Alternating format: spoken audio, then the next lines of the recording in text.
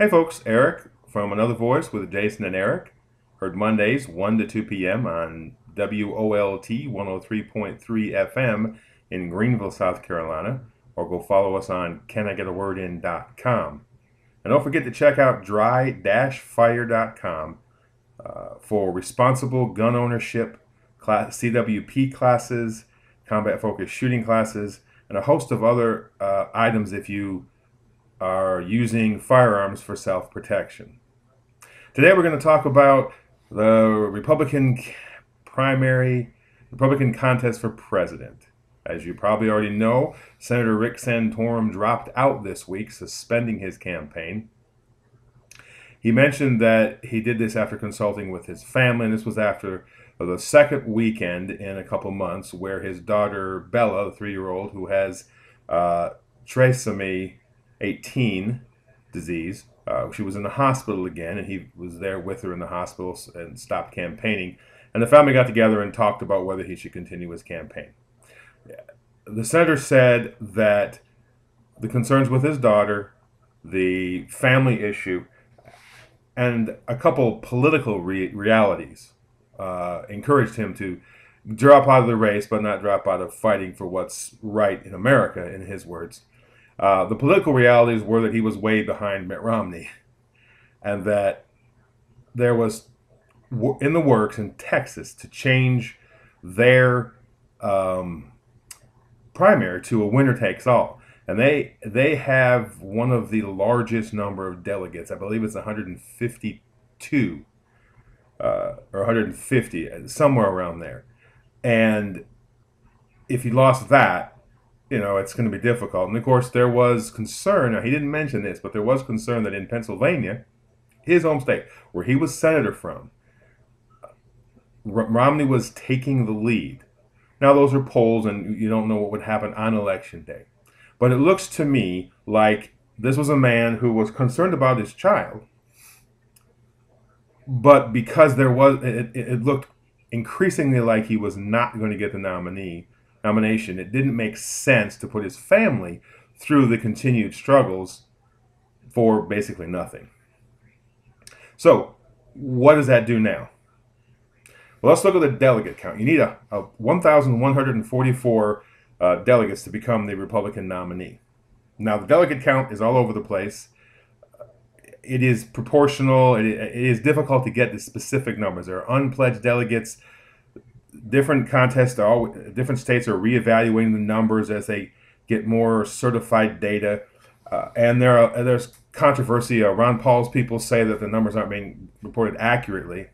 But we'll take, I took a survey of 5 different sources for delegates. And we'll take the CNN breakdown, which has Romney with 651 delegates, Rick Santorum 275, Newt Gingrich 140, and Ron Paul 71. Now again, these aren't hard and fast numbers, and we're not taking into consideration the unpledged delegates which Ron Paul is working very hard to secure in his camp. So you need about 1,144 to become a nominee. There are approximately 1,000 delegates left, and there are 19 more primaries or caucuses. Sitting out there, of course, are, as I said, the Texas primary. Another big one is the California primary, which is 172 delegates. And that one is a winner-take-all. There are 4 winner-take-all contests. Delaware has 17 delegates, New Jersey has 50, and Utah has 40. Utah is the last primary of the season. So looking at the numbers, it looks like Romney could sew this up in a few weeks or a month or 2 months.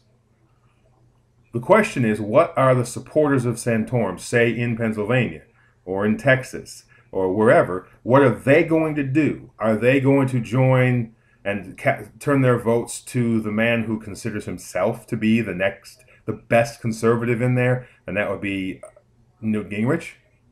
Will they go to Ron Paul, whose supporters say he's the only conservative running?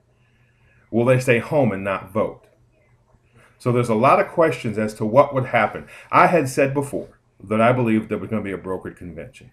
But that was when I believed that Santorum was going to stay in the whole way. And I knew Ron Paul's definitely staying until the end because, as I said in an earlier post, I don't believe Ron Paul is doing this to win the nomination. I don't believe he actually thinks he's going to. He has a message that he wants to change America as well as the Republican Party. And if he has a huge showing in Tampa, he's going to be able to steer some of the convention. So I'm less thinking there's going to be a brokered convention. It looks like Romney is going to take the nominee, and he might a nomination. He might actually get it a couple of months or so earlier. What bothers me is the coverage the media and everybody's giving. They're pushing Gingrich and Paul to the side. Now, of course, Paul has had that happening the entire primary, where they've been ignoring him. But it's not just a two-man contest. But the more they spin that story, the more they say that story, the more it becomes true, because we Americans buy what the media tells us and don't think about it. So it looks very likely that Mitt Romney is going to be the delegate. Now we go to the question of what happens in November.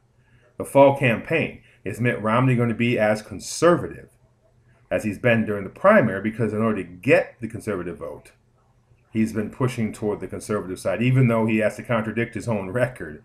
And his campaign manager made the stupid reference to the Etch-a-Sketch. I don't think he should be working for the campaign anymore. If I were the candidate, he wouldn't work for me anymore. But Romney has to win independents, moderate Republicans, and possibly some Democrats in order to beat President Obama in November. So where is Romney going to go? Is he going to tailor it back, become less strident conservative as he's doing now? We'll wait and see. Well, this has been Another Voice with Jason and Eric, WOLT 103.3 FM in Greenville, South Carolina, canigetaWordin.com, and tune in next time